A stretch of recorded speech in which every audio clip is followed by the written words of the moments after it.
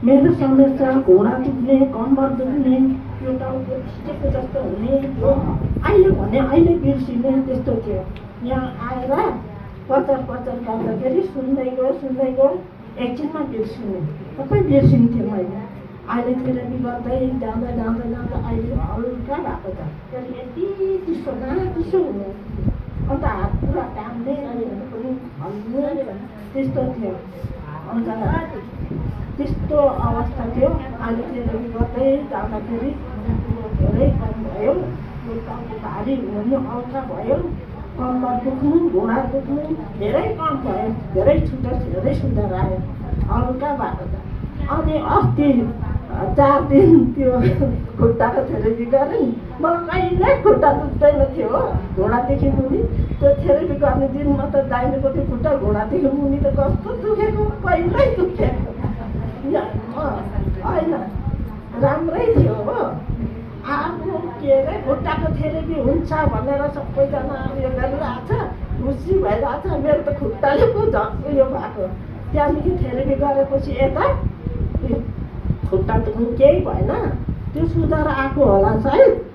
यो जिउ कम्मर भारी भएको, त्यो सुधार आउनु होला, कतिको आएको होला। यो कम्बर यस्तो पुरा भारी भएको मलाई त कति बेला सुत्नु, जिउ लडाउनु यस्तो भएको। अन्त त्यहाँदेखि त्यो गरिसकेर, खुट्टाको थेरेपी गरिसकेर त्यो पुरा जिउ हल्का भयो, टाउकोसम्म हल्का भयो। सधैँ म दिउँसो सुत्थेँ, यहाँ थेरेपी गर्न आउँदा झन् 3 खेप कि 2 खेप सुत्थेँ।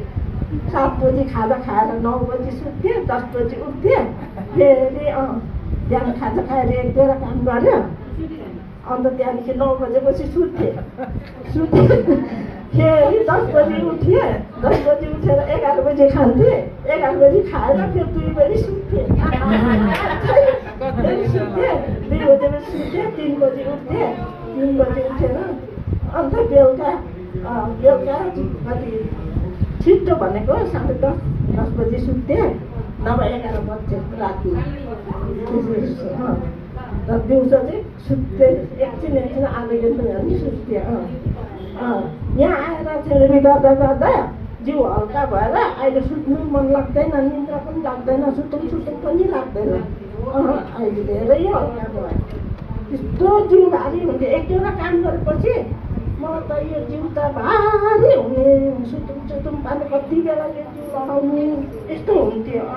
कम्बर दुख्थ्यो, त्यो एक बेला काम गरेर घरको काम गर्दाखेरि यो कम्बर दुखेर धर्ला जस्तो हुने, कति बेला अचम्म लड्ने जस्तो हुन्थ्यो। अहिले यहाँ थेरेपी गर्दै आउँदाखेरि अहिले सुत्नु मन लाग्दैन, निन्द्रा पनि त्यति लाग्दैन, जिउ हल्का भएको छ, धेरै हल्का भएको छ। झन् खुट्टाको 4 दिन थेरेपी गरेर त झन् हल्का भयो। बेलुका पनि त्यति छिटो निन्द्रा आउँदैन, त्यस्तो भएको छ, त्यस्तो हल्का भयो। हाम्रो मम्मी चाहिँ सुर्तालीमा चाहिँ थेरापी आउनलाई एक्लै सक्नु हुँदैन थियो कि मम्मी बुवा। हाम्रो कतिजना मम्मी बुवाले देख्नु पनि भयो होला सायद। हाम्रो चाहिँ के गर्नुभयो त, अमृता मम्मीले चाहिँ हजुरको चाहिँ आफू चाँडो आए पनि उहाँको लागि चाहिँ के गर्नुहुन्थ्यो, कुरेर बस्नुहुन्थ्यो कि मम्मी बुवा। 2 घन्टा 3 घन्टासम्म कुरेर बस्नुहुन्थ्यो, किनकि उहाँ एक्लै आउन सक्ने स्थितिमै हुनुहुँदैन थियो, थेरापी गरेर पनि एक्लै जान सक्नु हुँदैन थियो कि। उहाँलाई चाहिँ लिएर आउनको लागि लानको लागि पनि सहारा चाहिन्थ्यो। अमृता मम्मीले ब्याग बोकेर हजुरको चाहिँ हातमा समाएर डोर्याई लिएर जानुहुन्थ्यो कि। अहिले यो थेरापीमा सुरु गर्दै जाने क्रममा चाहिँ के भएको छ त, हाम्रो मम्मीले लिएर आउनुभएको शरीरका समस्या पनि राम्रो भएको छ। त्यो सँगसँगै के भएको छ त, उहाँ चाहिँ अहिले आफै एक्लै पनि हजुरको हिँड्न पनि सक्ने हुनुभएको छ, उहाँदेखि एक्लै आउन सक्ने हुनुभएको छ मम्मी बुवा। हाम्रो मम्मीले लिएर आउनु भएको समस्याहरू चाहिँ कति समस्याहरू चाहिँ थेरापी गर्दै जाने क्रममा सुधार हुन्छ। सुधार भए सँगसँगै बिर्सिन्छ नि त मम्मी बुवा, हो कि होइन? हो कि होइन?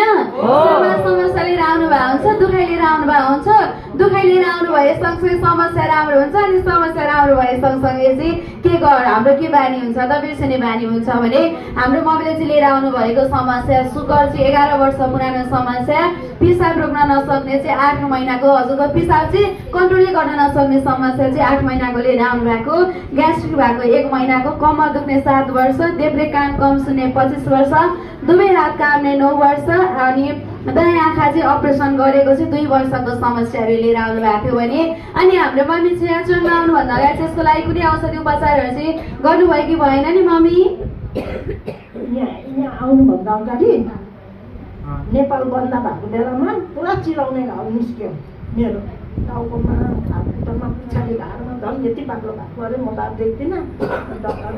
डक्टर बचाउनु लग्यो मेरा बुवाले अन्त लाँदाखेरि डक्टर पनि तर्से अन्त डक्टरले दौड्ने खाने दबाई दियो 10 दिनको दबाई दियो त्यहाँदेखि सबै छुट्यो अन्त यहाँ आउँदा त छुटिसकेको थियो छुटिसकेको थियो चिलाउने घाउ थियो नेपाल बन्द हुँदाखेरि चाहिँ चिलाउने घाउ निस्क्यो पुरा अन्त नेपाल कुल्ने बित्तिकै डक्टर दबाउनु लग्यो। यहाँ आउनुभन्दा अगाडि चाहिँ यसको लागि कुनै औषधि उपचारहरू चाहिँ गर्नुभयो कि भएन नि? चिलाउने घाउको लागि त गर्यो त्यो अरूको लागि चाहिँ केही पनि गरेन। त्यो उयो सुगरको दबाई चाहिँ खाँदैछु 2टा अब खाली पेटमा एउटा खानु खाएर अहिलेसम्म खाइरहेको छु।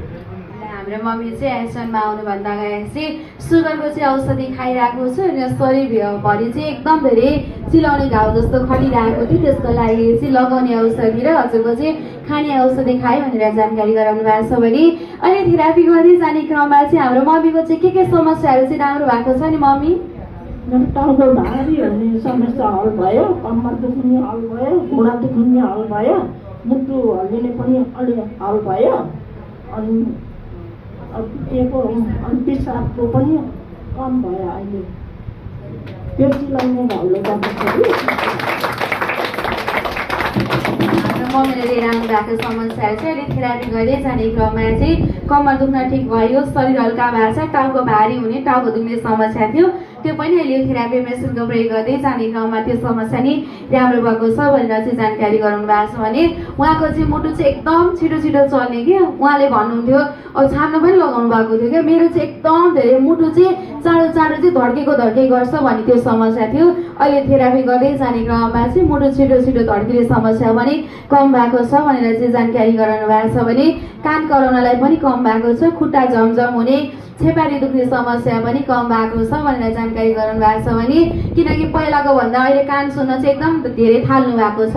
सुरतालीमा आउँदा चाहिँ हजुरको एउटै कुरालाई 3-4 ताली भन्दा पनि सुन्नु हुँदैन थियो के भन्नुभएको भन्नुहुन्थ्यो। अहिले थेरापी गर्दै जाने क्रममा अलिकति सानो कुराले भन्दा नि मजासँग कान सुन्न पनि थाल्नु भएको छ। त्यो सँगसँगै हजुरको चाहिँ अब उहाँले भन्नुभयो नि त मेरो पिसाब तुरु चुइने समस्या पिसाब पनि कन्ट्रोल नहुने समस्या अहिले थेरापी गर्दै जाने क्रममा चाहिँ पिसाब पनि कन्ट्रोल हुन थालेको छ भनेर जानकारी गराउनु भएको छ भने स्मरण शक्ति पनि उहाँले चाहिँ पहिला सुरतालीमा आउँदा चाहिँ भनेको कुराहरू राम्रोसँग हजुरको सम्झिन सक्नु हुँदैन थियो कि अहिले भने अहिले एकैछिनमा बिर्सिनुहुन्थ्यो भने अहिले थेरापी मेसिन प्रयोग गर्दै जाने क्रममा के भएको छ त हाम्रो मम्मीले चाहिँ स्मरण शक्तिमा पनि के भएको छ सुधार आएको छ।